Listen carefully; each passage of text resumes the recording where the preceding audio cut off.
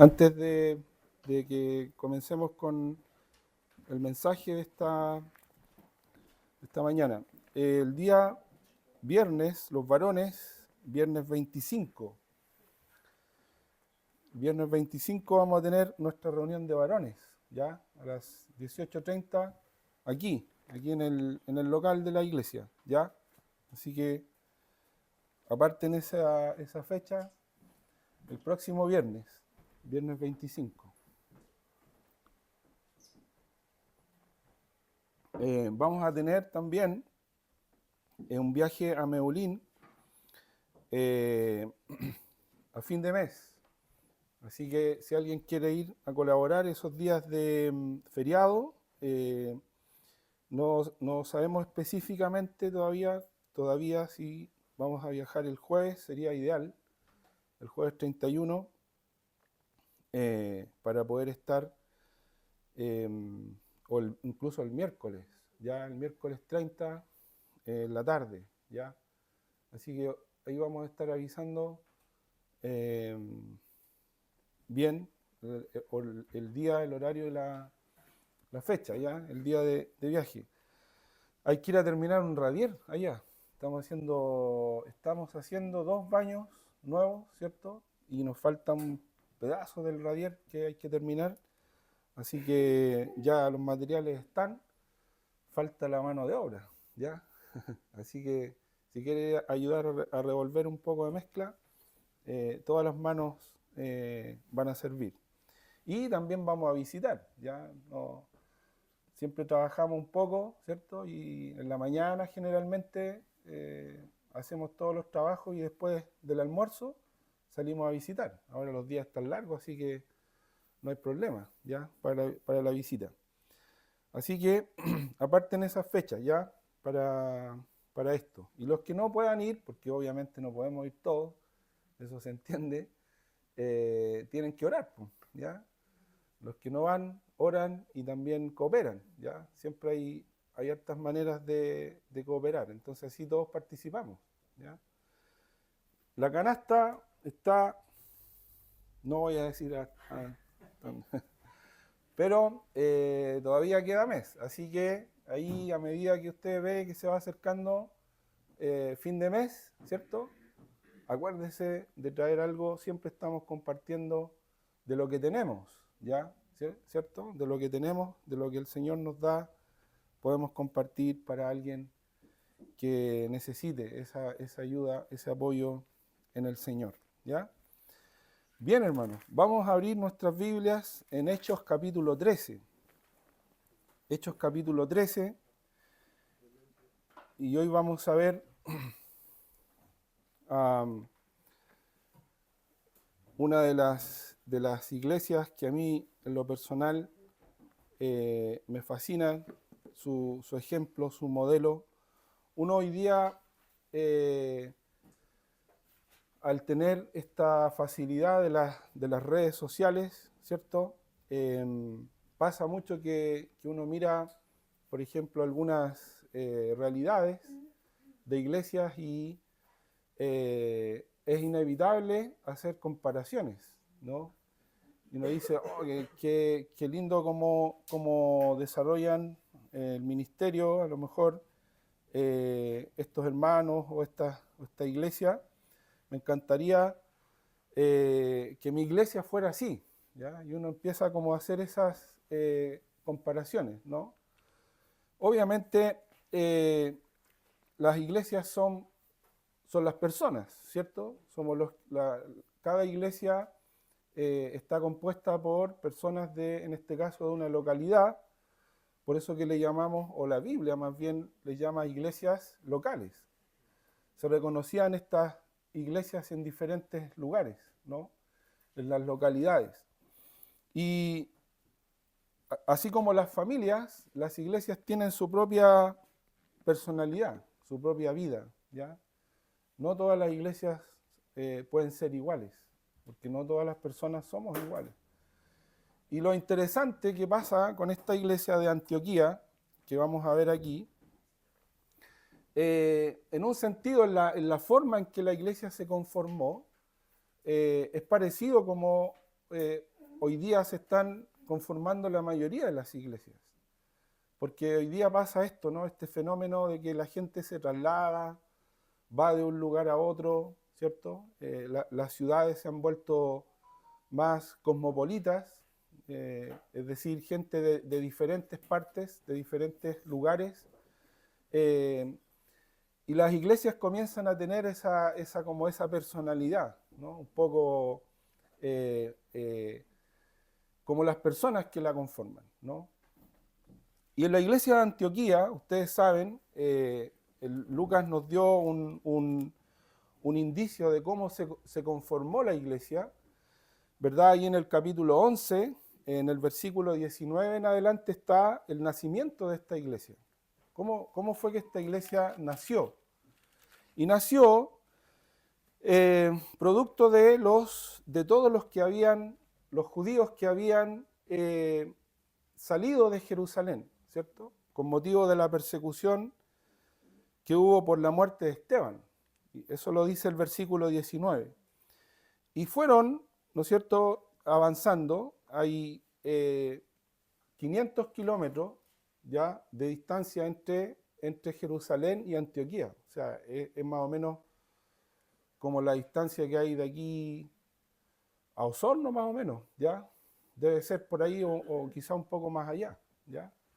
Entonces, imagínense, la gente dice que fue, ¿cierto? Salió de Jerusalén desparramándose hacia el norte hasta que llegó a esta ciudad, una de las ciudades más grandes del Imperio Romano. ¿Ya? Habían como 3 ciudades, como las más grandes, que hacían como un triángulo, ¿cierto? Ahí en el Imperio Romano. Roma, que era la capital del imperio. En el norte de África está Alejandría, ¿cierto? Y allá, en la otra esquina arriba, en el norte, en la región de Siria, estaba esta ciudad, que se llamaba Antioquía. Así que era una ciudad grande. La gente, por así decir, podría pasar desapercibida, ¿no? Y como los venían persiguiendo, fue un buen lugar como para llegar y de alguna manera ocultarse, por decirlo así, ¿ya? Sin embargo, en vez de los creyentes, ¿cierto?, que habían sido esparcidos, en vez de esconderse, ¿qué fue lo que hicieron? ¿Qué hicieron? Predicaron el Evangelio, ¿ya? En vez de ocultarse, ellos compartieron su fe, ¿ya? Y eso es lo que hay que hacer, ¿no? Eso es lo que el Señor nos ha mandado a hacer, hermanos, ¿ya? El Señor no nos manda a que pasemos desapercibidos. El Señor quiere que nosotros compartamos nuestra fe. De alguna forma hoy día igual hay persecución, ¿ya? Hay persecución contra la fe, contra las cosas de Dios. La gente no quiere, la gente que está viviendo conforme al mundo no quiere oír de Dios. Es raro encontrarse con una persona que quiera hablar de las cosas de Dios. Yo les contaba la experiencia que me ocurrió cuando venía de regreso de Coyhaique. El hombre que se sentó al lado mío él me habló a mí, yo no le hablé a él. Y después comentábamos eso, ¿no? Que es extraño que hoy día la gente quiera hablar del Señor o de las cosas de Dios. Es como una excepción, ¿cierto? Pero hay personas que sí quieren escuchar y eso es lo que tenemos que aprovechar. Siempre va a haber alguien en tu entorno que anda buscando, que está pasando por una aflicción, que está pasando por una necesidad, que está sufriendo por algún motivo. En este mundo el sufrimiento es parte del día a día. Y esas son las pequeñas brechas, las pequeñas ventanitas que podemos aprovechar, ¿cierto?, para poder hablar del Señor. Porque el Señor dice que Él vino a eso, ¿no? ¿A qué vino el Señor? Él vino a buscar y a salvar lo que se había perdido. Pero también, ¿qué fue lo que dijo Jesús cuando entró en la sinagoga de Nazaret? Cuando lo quisieron matar sus propios coterráneos que lo habían visto crecer y todo eso. Dice allí que él se levantó en la sinagoga, abrió el rollo del profeta Isaías, donde está escrito: el Espíritu del Señor está sobre mí por cuanto me ha ungido para dar buenas nuevas a los pobres, me ha enviado a sanar a los quebrantados de corazón, a pregonar libertad a los cautivos y vista a los ciegos, a poner en libertad a los oprimidos, a predicar el año agradable del Señor. A eso vino Cristo, ¿ya? Entonces, cuando nos encontramos con esas situaciones, ¿qué tenemos que hacer? No, arréglatelas como puedas. No, po. No es eso lo que hay que hacer. Ahí es donde está justamente la oportunidad que el Señor nos puede dar para hablar y predicar el Evangelio. Entonces estos hermanos fueron, ¿cierto?, predicando y ocurrió algo que hasta ahora había sido muy raro, ¿ya? ¿En qué sentido? No se le había predicado el Evangelio a ningún gentil, ¿ya? Hasta aquí, hasta este momento. No se le había predicado el Evangelio a los gentiles, solamente el apóstol Pedro le había predicado a Cornelio. Esa había sido la única oportunidad. La primera vez que se le predicaba a un gentil era la vez que Pedro le había hablado a Cornelio. Entonces, eso fue como una cosa tremenda que ocurrió en la iglesia, ¿ya? De hecho, lo dice, si ustedes se fijan, ¿no es cierto?, allí en el capítulo 10, rápidamente solamente para que veamos este contexto de lo que está ocurriendo, dice, versículo 44 y 45, Pedro está en la casa de Cornelio predicando el Evangelio. Cornelio era un centurión romano, por lo tanto la gran mayoría de las personas, su familia, sus amigos y la gente que lo rodeaba eran romanos, gentiles, ¿cierto? Gentiles se le llama en la Biblia a todas las personas que no son judías, ¿ya? Que no son judías de nacimiento, de nacionalidad. Y dice que Pedro estaba predicando allí, en Hechos 10, 44 y 45, dice, mientras aún hablaba Pedro estas palabras, el Espíritu Santo cayó sobre todos los que oían el discurso, y los fieles de la circuncisión, es decir, los judíos que habían venido con Pedro, se quedaron atónitos. Mire, la sorpresa que se llevaron, ¿se da cuenta? Se quedaron atónitos de que también sobre los gentiles se derramase el don del Espíritu Santo. Entonces, se produce este cambio, esta situación, ¿no?, que ellos no se esperaban, pero que ellos sí, en el fondo, ellos sabían que era el deseo del Señor. Porque el Señor había dicho, cuando los mandó a predicar, vayan a todas las naciones, ¿ya? A todos los grupos étnicos. Eso significa todas las naciones. Vayan a todas las naciones y prediquen el Evangelio. Lleven la palabra, lleven el mensaje a todos, no solamente a los judíos. Entonces así nace la iglesia de Antioquía. La iglesia de Antioquía nace como un grupo de personas, ya dentro de la iglesia, en que habían de todas partes.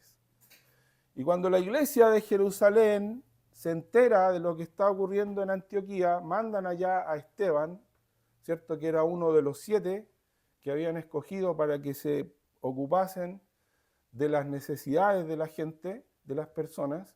Mandan a Esteban allá, y cuando Esteban llega allá, dice el capítulo 11, versículo 23, cuando llegó y vio la gracia de Dios se regocijó y exhortó a todos a que con propósito de corazón permaneciesen fieles al Señor, porque era varón bueno y lleno del Espíritu Santo y de fe, y una gran multitud fue agregada al Señor. Después fue Bernabé a Tarso para buscar a Saulo, y hallándole le trajo a Antioquía, y se congregaron allí todo un año con la iglesia y enseñaron a mucha gente. Y a los discípulos se les llamó cristianos por primera vez en Antioquía.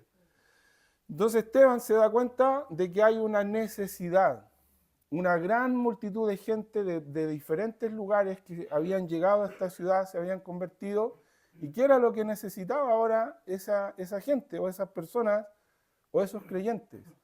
Necesitaban ser enseñados en la palabra. Entonces Esteban se da cuenta de que cerca de donde está Antioquía está la ciudad de Tarso, y Esteban sabe que allá en Tarso está un hombre que se había convertido hacía poco, pero que no confiaban mucho en él. ¿Cuál era la razón de que los creyentes no tenían mucha confianza con Saulo? Saulo había sido el principal perseguidor de la iglesia.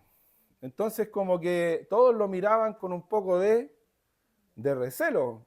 No vaya a hacer cosa de que este hermanito se le olvide que se convirtió. No vaya a hacer cosa que el hermano Saulo le baje nuevamente el celo por el judaísmo y aquí sonamos todos. Bueno, los judíos, porque ahora ya la iglesia de Antioquía era de mayoría gentil, ¿cierto? O había una mezcla. Pero había un recelo con el hermano Saulo. Por eso que él estaba en Tarso, había vuelto a su ciudad natal y estaba ahí como que nadie sabía de él, ¿ya? Pero cuando Dios hizo la obra en Saulo, de convertirlo, de aparecérsele y que él se convirtiera al cristianismo, ¿qué fue lo que le dijo el Señor? Ahí en capítulo 9, fíjese.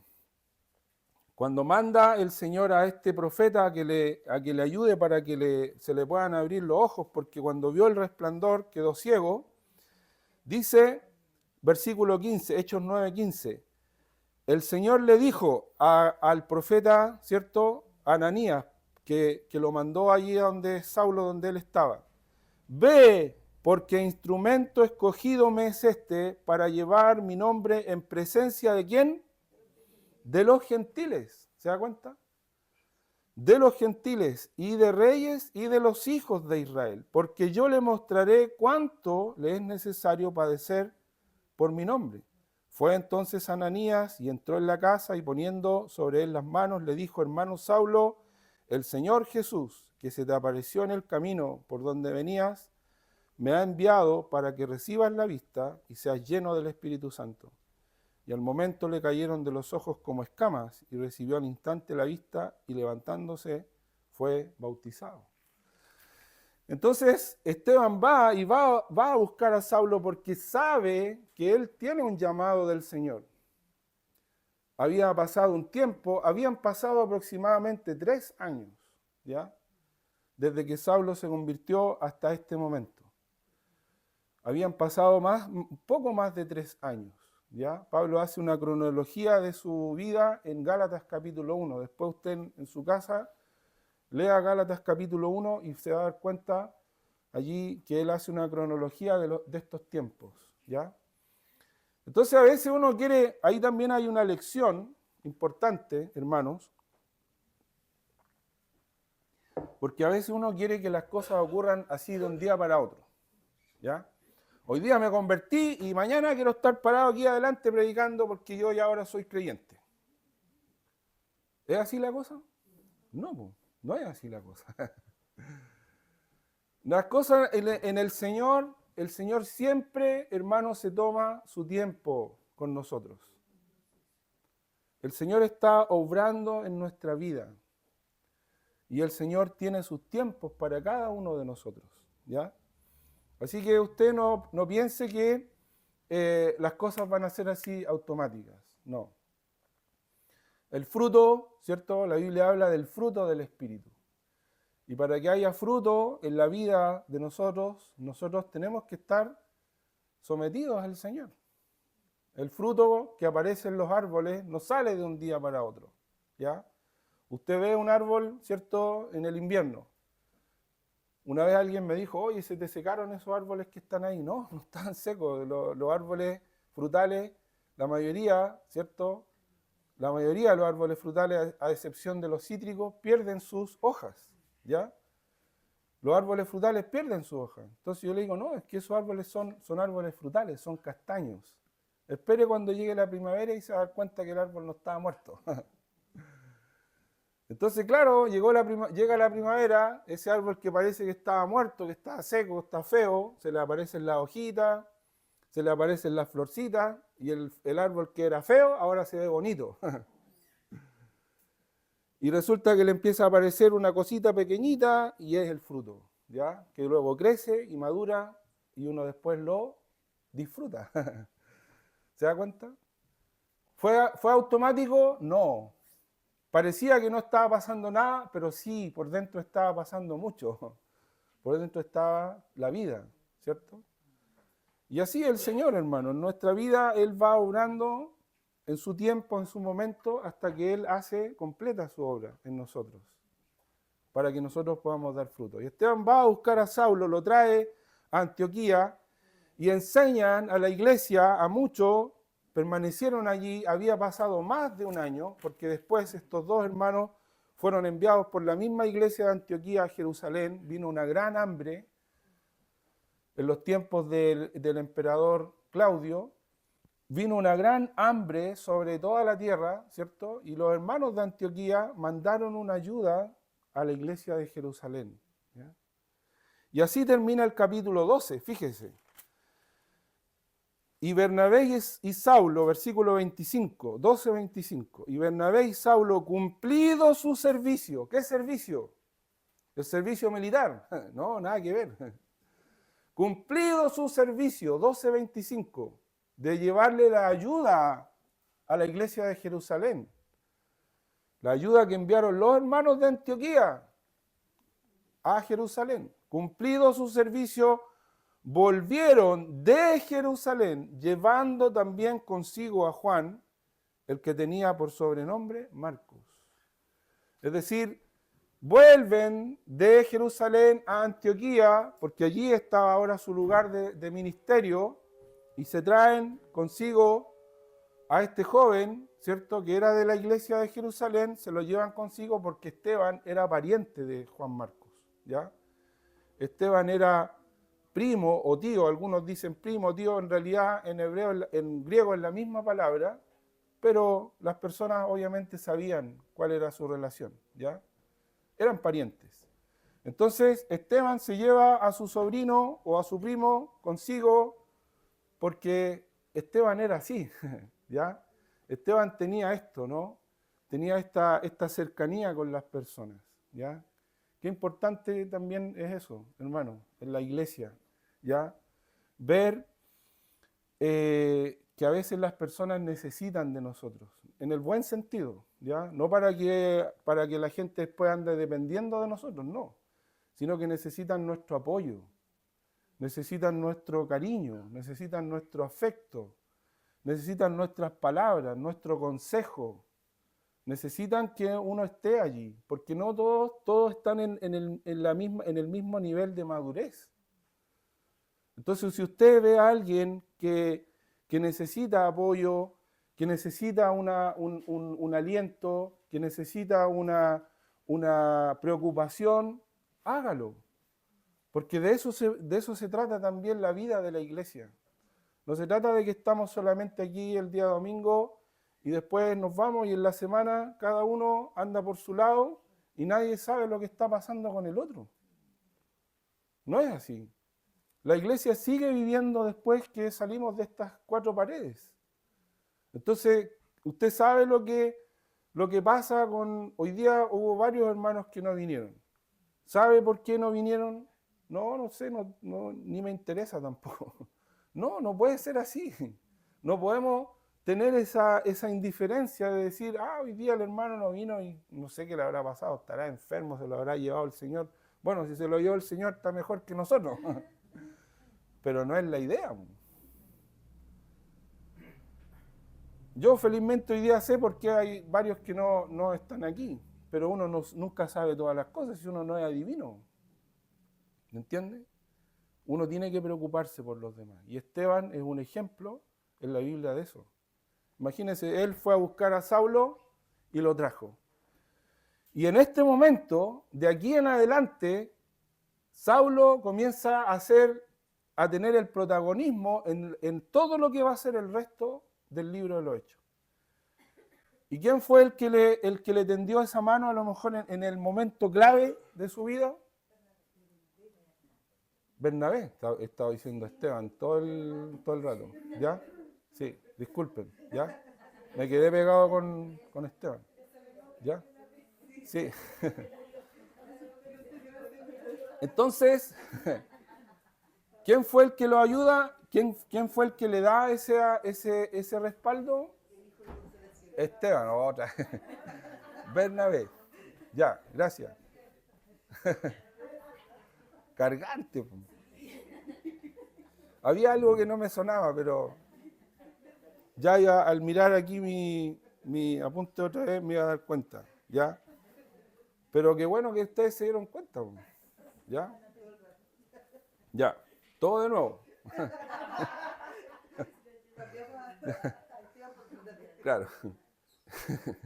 Él va a tener el protagonismo, imagínense, de aquí ahora en adelante. Saulo, y aquí a partir de esta historia, a partir del capítulo 13, viene el cambio de nombre, por así decir. ¿Ya? Pasa de ser Saulo a Pablo, en el versículo 9 del capítulo 13.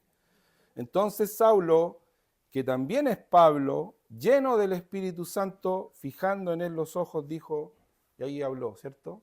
Entonces viene este rol tan importante que va a tener ahora este hombre, este varón de Dios, en el resto de la historia de la iglesia, y en lo que va a ser la historia de la iglesia hasta hoy, hermanos. Porque lo que va a ocurrir aquí, en Hechos capítulo 13, es lo que las iglesias bíblicas, las iglesias que basan su funcionamiento y sus modelos en la palabra de Dios, han hecho históricamente. Entonces, por ahí a veces uno dice, la iglesia tanto que es como que ensalzamos la iglesia como si estuvieran haciendo algo extraordinario. Y no están haciendo nada extraordinario. Estamos haciendo lo que dice la Biblia. Siervos inútiles somos. Así que no debemos jactarnos. Si estamos haciendo algo que la Biblia nos enseña, ¿por qué nos vamos a jactar de eso? Nada que ver. Al contrario, debemos humillarnos más delante del Señor, porque la jactancia es pecado, el orgullo es pecado. El Señor quiere que seamos humildes. Entonces, si hay iglesias que están hoy día enviando misioneros, no están haciendo nada extraordinario. No hay por qué ponerlo así a hacer como poco menos que una lista, así, estas son las... ¿Qué están haciendo? Están haciendo lo que el Señor dice. Gloria al Señor por eso. Y si lo están haciendo, que bueno, amén. Ojalá, espero en el Señor que se siga haciendo y que no haya una jactancia pecaminosa que nos haga creer y decir, nosotros somos mejores que los que no lo están haciendo. ¿No?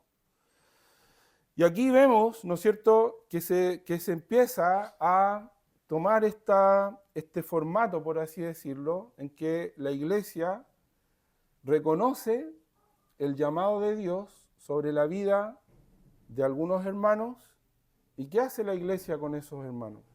Los reconoce, los respalda y los envía, ¿ya? Para que vayan y prediquen el evangelio en otros lugares, en otras regiones. Entonces llegamos finalmente al capítulo 13 y dice así: había entonces en la iglesia, ¿se da cuenta? Aquí está la relevancia que tiene esto, hermanos. La iglesia, vamos a llegar a ser un poco majaderos con esto, ¿ya? ¿Por qué? Porque la iglesia es la institución humana establecida por Dios. Hay dos solamente instituciones humanas establecidas por Dios: la familia, el matrimonio y la iglesia. Y las dos instituciones están bajo el modelo de Dios, aquí en la Biblia. Hoy día, estas dos instituciones son las que están siendo más atacadas por el enemigo. Porque el enemigo no va a atacar cosas que no son de Dios. ¿Para qué? No tiene sentido. El enemigo no va a gastar sus fuerzas, su tiempo en atacar cosas que no son de Dios. El enemigo va a atacar las cosas que son de Dios. El enemigo va a atacar la familia, el enemigo va a atacar la iglesia. Y dice aquí, entonces, había entonces en la iglesia que estaba en Antioquía profetas y maestros. Aquí tenemos un elemento clave, hermanos, para cómo Dios quiere que las cosas funcionen. Y el primer elemento clave que vemos aquí en la iglesia es el liderazgo de la iglesia. Siempre todo tiene que tener un fundamento, un punto de partida, una manera en que Dios ha establecido que las cosas se hagan. Esto no es algo que se le ocurrió a los apóstoles, no es algo que se le ocurrió a los profetas, no. Esto es algo que comienza con el Señor, en el Señor. Él ha establecido a un grupo de personas a las cuales Él ha puesto en la iglesia para que ellos sean sus siervos, para que ellos hagan la labor de ordenar, de organizar, de liderar la obra del Señor. Es lo mismo que en la familia, en el hogar. Dios ha establecido al matrimonio, al hombre y a la mujer para que sean la base del funcionamiento del hogar. En el hogar no tienen que mandar los hijos, hermano. Y no es porque los hijos sean menos dentro del funcionamiento del hogar. Por supuesto que los hijos son muy importantes. La Biblia dice, herencia del Señor son los hijos. Cosa de estima el fruto del vientre. Pero en un hogar no pueden mandar los hijos. Si en su hogar están mandando a sus hijos, hay algo que no está bien, no está funcionando bien dentro de su hogar.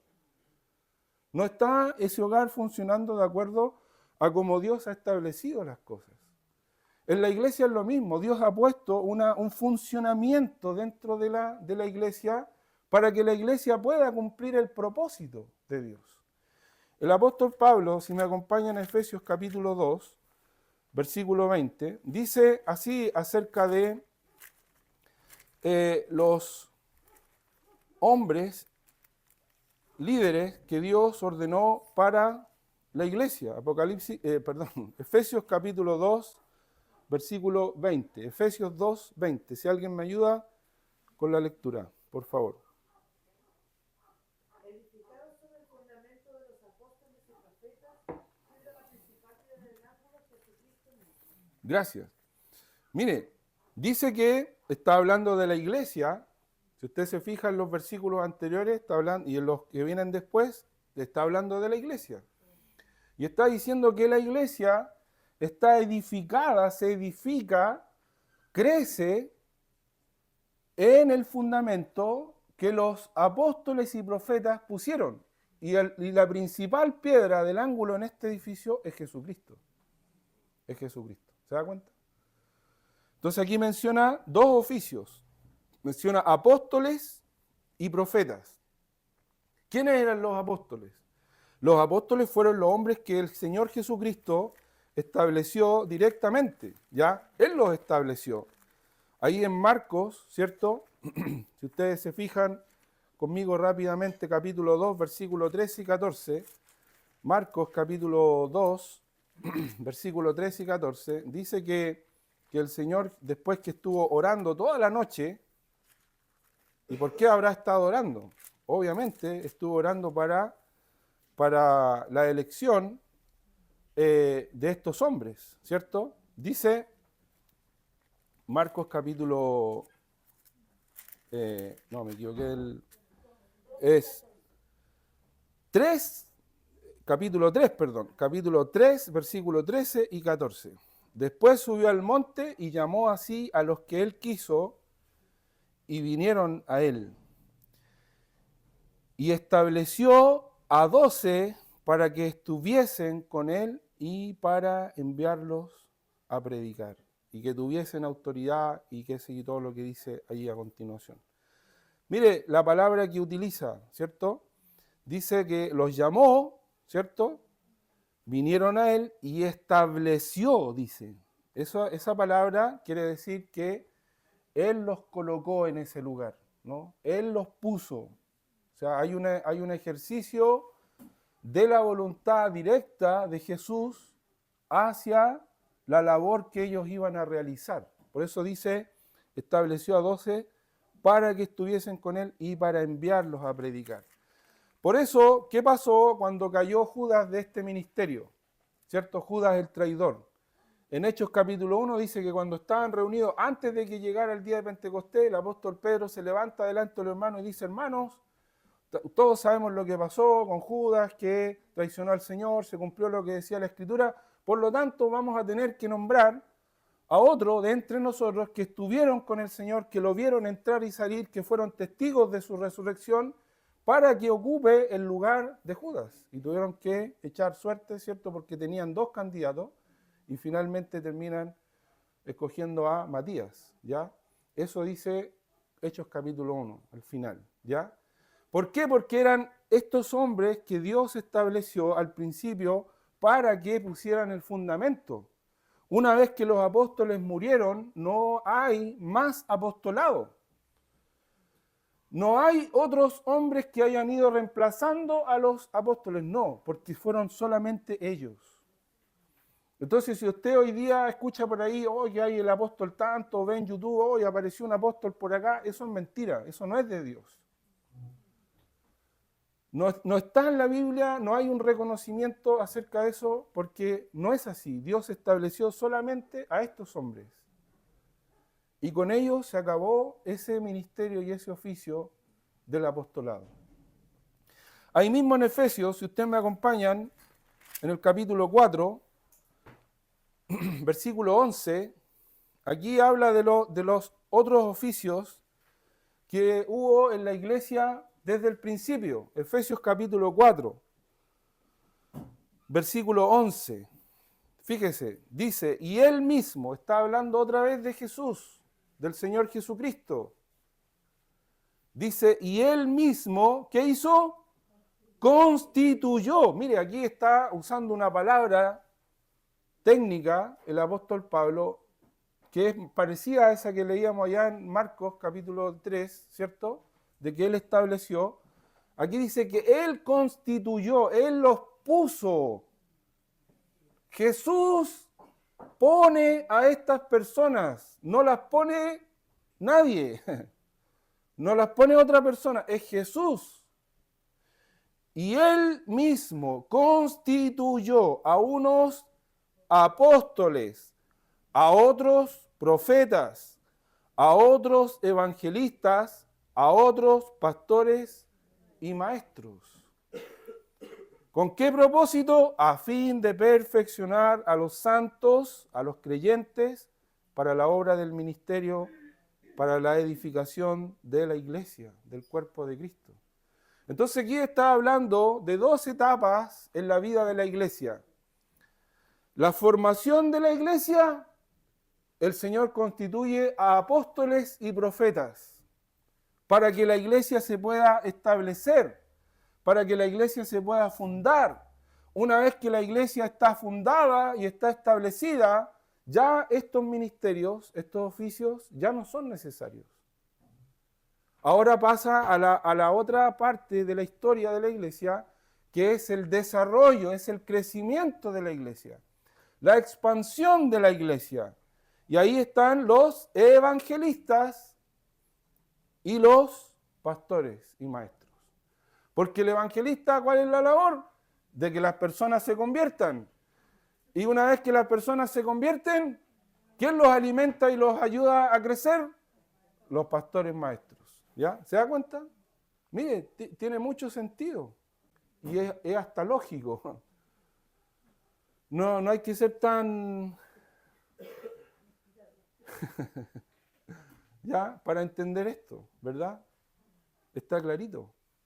¿Y cuál es el propósito? De que la iglesia sea beneficiada, sea bendecida. Entonces aquí en Lucas, cuando nos dice que había en la iglesia profetas y maestros, no nos está diciendo nada que no diga el resto de la Biblia. Está súper claro. Y lo que sí es interesante de que había ocurrido en la iglesia, mire lo que había ocurrido, porque cuando la iglesia se formó, ¿quiénes eran los que estaban al frente de la iglesia? No, pues lo dijimos delante cuando la iglesia nació, que yo me había equivocado del nombre, lo dije no sé cuántas veces. ¿Quiénes estaban al frente de la iglesia? Esteban, otra vez. Bernabé y Saulo. Bernabé y Saulo, y enseñaron a mucha gente y estuvieron más de un año y medio, enseñando a la iglesia. ¿Qué ocurrió al cabo de ese tiempo? ¿Qué ocurrió al cabo de ese tiempo? Había en la iglesia que estaba en Antioquía profetas y maestros. Bernabé, ya sabemos quién es, Esteban, Simón, el que se llamaba Níger, o le decían Níger o negro, ya, hoy día no se puede usar esos epítetos, cuidado. Probablemente era de África el hermano, ¿cierto? Lucio de Cirene, Manaén, el que se había criado junto con Herodes el tetrarca, habían sido, es interesante la palabra que usa Lucas, porque es como la palabra que usamos nosotros hoy día cuando decimos que son hermanos de pecho. Eran colactantes, algo así, es decir, habían tomado pecho de la misma madre, imagínense. Y finalmente, Saulo. Entonces, ¿qué había ocurrido al cabo de un año y medio? Milagro. Milagro, Señor. Gloria a Dios. ¿Qué había ocurrido? Sí, la iglesia creció, pero ¿qué había ocurrido con el liderazgo de la iglesia? Porque dice, había en la iglesia de Antioquía profetas y maestros, y hace un año atrás, poco más de un año atrás, teníamos a Bernabé y a Saulo solamente. Pero ahora teníamos se habían agregado otros hermanos. ¿Qué produjo esto? Un milagro de Dios. El Señor los mandó del cielo a estos hermanos. No, pues habían sido enseñados, habían sido educados, habían sido discipulados. Había habido crecimiento, como dijo la hermana. Sí. No es que cayeron del cielo los hermanos. Se los mandó un ángel, los vino a dejar. Qué maravilla sería. No, ellos fueron discipulados, fueron enseñados. En el proceso de la enseñanza hubo una reproducción del liderazgo, ¿cierto? ¿Qué le dijo Pablo, por ejemplo, a Timoteo? Mire, más adelante. Pasó el tiempo, pasaron los años, y Pablo le habla a su joven discípulo, Timoteo, ¿cierto?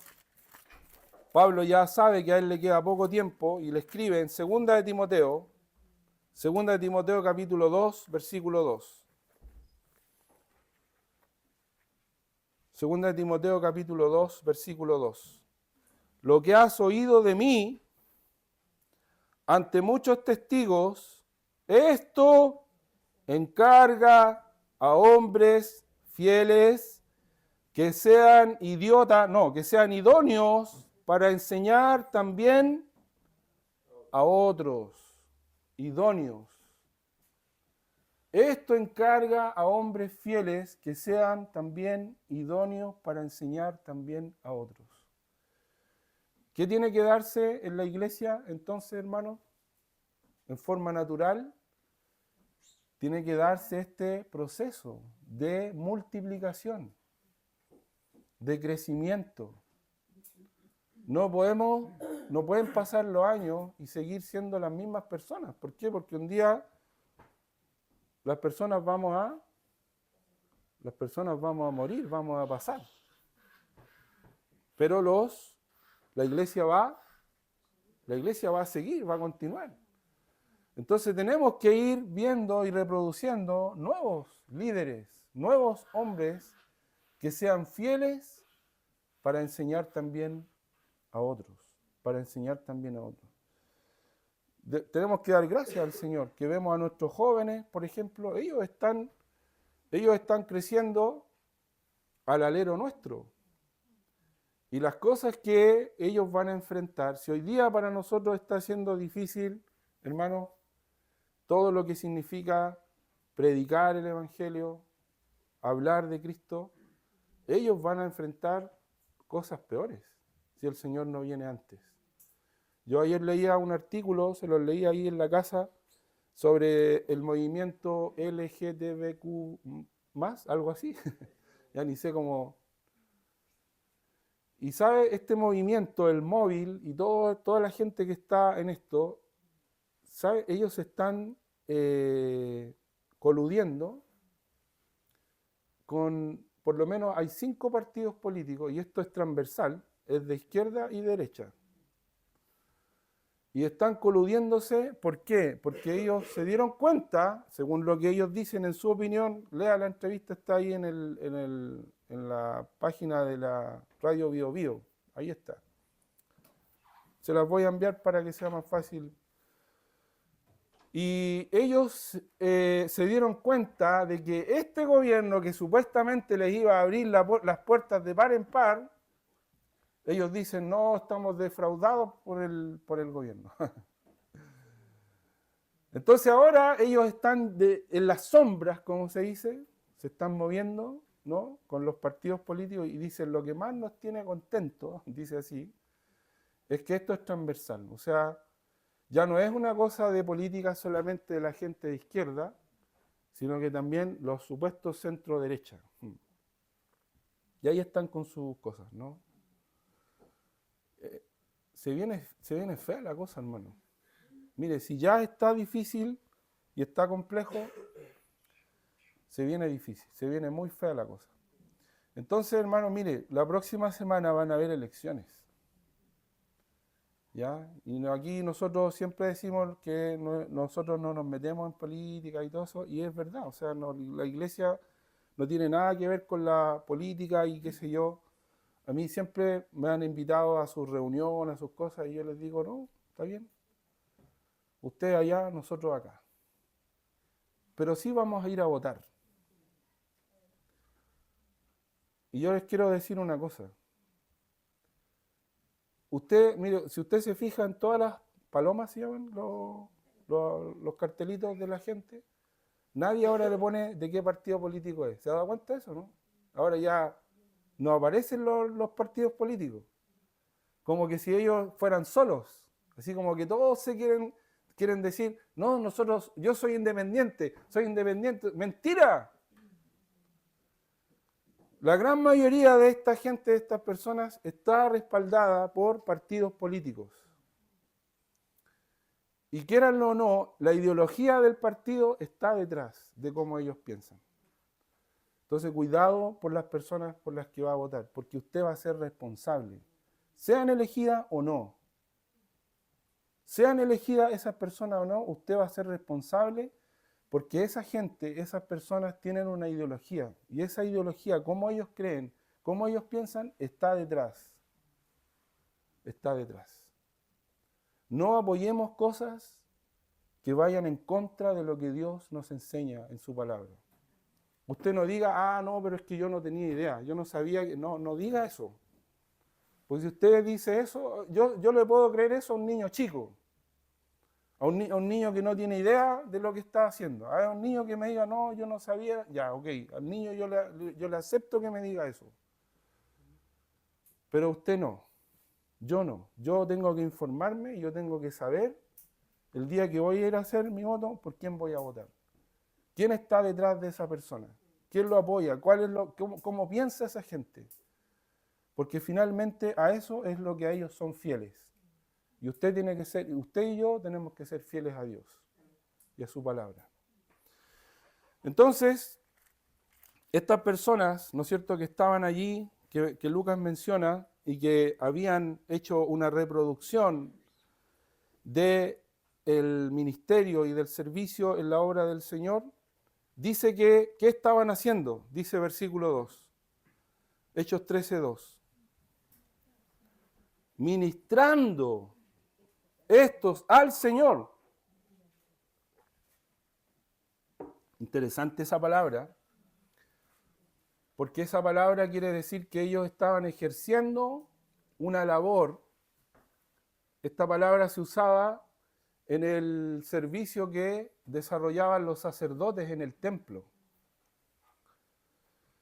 Y si usted se fija, en el Antiguo Testamento, los sacerdotes todos tenían una labor. Habían unos que encendían los candelabros, otros que preparaban los panes, otros que hacían los sacrificios, otros que quemaban el incienso, otros que hacían las oraciones, otros que cantaban.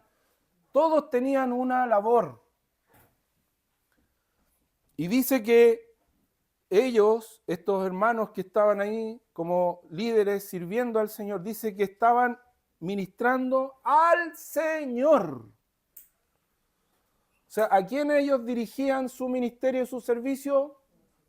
Al Señor. Es como lo que decía, se produce este dualismo medio como que, a ver, pero ¿no se le sirve a la iglesia, a los hermanos? ¿Y cómo dice aquí que estaban sirviendo al Señor? O sea, al Señor le ministraban. ¿No estaban ministrando entonces a la iglesia, a los hermanos? Mire lo que dice Pablo en Gálatas. Gálatas capítulo 1, versículo 10. Gálatas capítulo 1, versículo 10.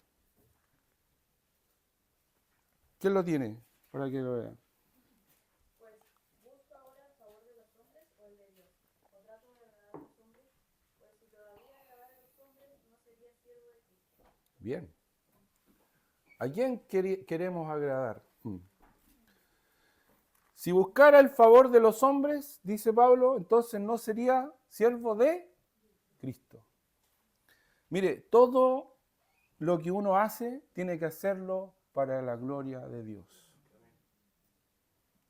Si uno lo hace para agradar a los hombres, hasta ahí no va a llegar la cosa. Los que hacían eso eran los fariseos. Jesús dijo, a ellos les encanta pararse en las esquinas, en la sinagoga, mandarse esas oraciones que al final no las entienden ellos nomás, no las entiende nadie más.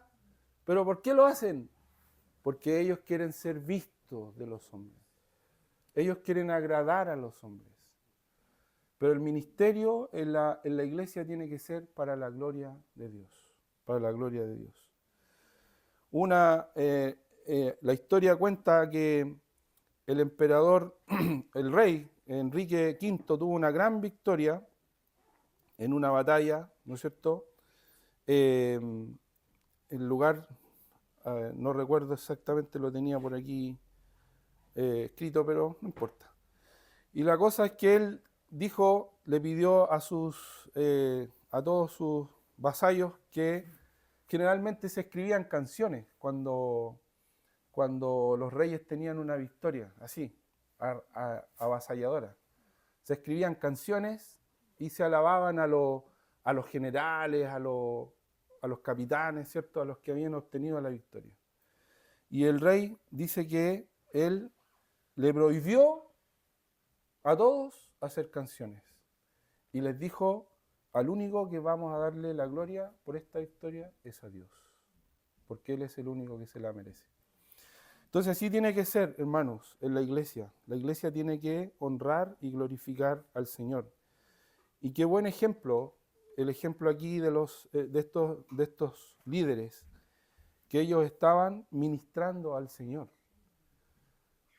ayunando, practicando estas disciplinas espirituales que son tan necesarias, pero que al mismo tiempo son íntimas.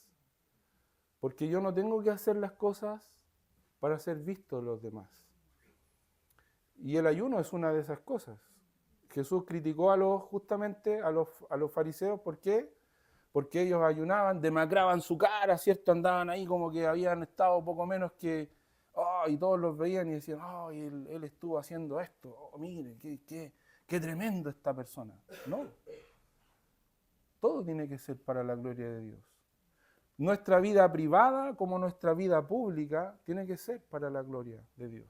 Y lo que demuestra aquí que estaban haciendo estos hombres era que estaban justamente haciendo eso. Estaban haciendo todo para la gloria de Dios. Y en medio de eso, en medio de todos esos factores, dice que habla el Espíritu Santo y dicen, apartadme a Bernabé y a Saulo para la obra que los he llamado. Entonces, habiendo ayunado y orado, les impusieron las manos y los despidieron. Se identificaron con ellos, eso significa la imposición de manos. Se identificaron con ellos, no podemos ir todos, porque el Espíritu Santo dijo, apartadme a Bernabé y a Saulo, y los demás, ¿qué se iban a quedar haciendo? Bueno, que les vaya bien, que Dios los bendiga. No. Aquí queda la sensación de que todo esto se produjo como entre cuatro paredes y la iglesia no tuvo ninguna participación, porque aquí solamente se menciona a los líderes de la iglesia y lo que ellos hicieron. Y puede quedar esa sensación de que la iglesia no tuvo cero participación, pero no es así. Vamos rápidamente al capítulo 14 para ver este segundo factor y último de lo que es este ejemplo, este modelo de la iglesia de Antioquía. Finalmente dice que ellos anduvieron un año predicando por diferentes lugares, por diferentes ciudades, recorrieron muchas partes, muchas regiones. Este es el primer viaje misionero. Y cuando regresan, cuando vuelven, dice el versículo 26, Hechos 14, 26, de allí navegaron a Antioquía, desde donde habían sido encomendados a la gracia de Dios para la obra que habían cumplido. Versículo 27, y habiendo llegado y reunido ¿a quién? A la iglesia. ¿Se da cuenta?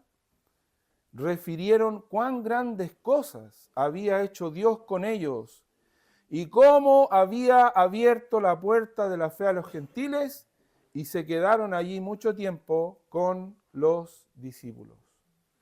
Entonces, ¿la iglesia tuvo una participación?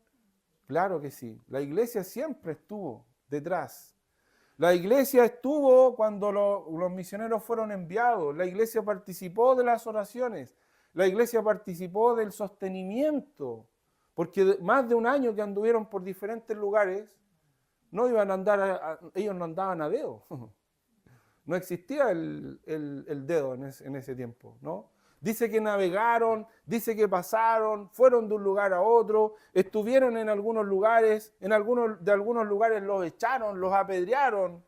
A Pablo casi lo matan, ¿no es cierto? Ahí en Listra lo apedrearon. Pero en cada uno de esos lugares el Señor también estuvo con ellos. Y la iglesia estuvo con ellos.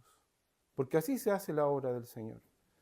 Cuando Guillermo Carey partió para la obra misionera en la India, él reunió a la iglesia allí en Inglaterra y les dijo lo siguiente: yo voy a descender al pozo de la mina en la India para llevar el evangelio, pero ustedes deben ayudarme sosteniendo la cuerda. Y eso fue lo que hicieron los hermanos de la iglesia. Mientras los misioneros iban por todas partes predicando el evangelio, los misioneros eran sostenidos por su iglesia, en la oración, en el sostenimiento, para que la obra pudiera ser hecha. Y cuando ellos regresaron, entonces reúnen a la iglesia y le comparten todas estas cosas. Alguien dijo una vez que esta fue la primera conferencia misionera, porque ellos entregaron este informe de todo lo que el Señor había hecho. Hermanos, este es un modelo de una iglesia bíblica, de una iglesia que el Señor usa. ¿Quiere usted que el Señor nos use? Aquí tenemos un buen ejemplo.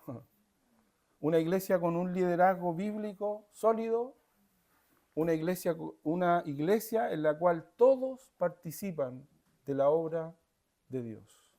Oremos. Padre Santo, te damos gracias por tu palabra en esta mañana, en esta tarde ya. Gracias, Padre, por lo que podemos aprender a la luz de tu palabra. Tantas lecciones y cosas prácticas también en nuestra vida. Y porque tú nos quieres usar, Señor. Tú quieres que tu iglesia siga adelante.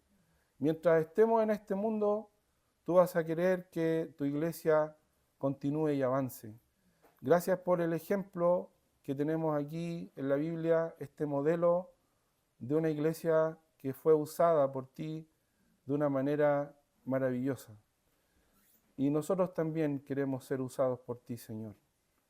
Danos esa capacidad, ese entendimiento, Padre, de que tú quieres que podamos multiplicar más y más el crecimiento espiritual de cada uno de los hermanos.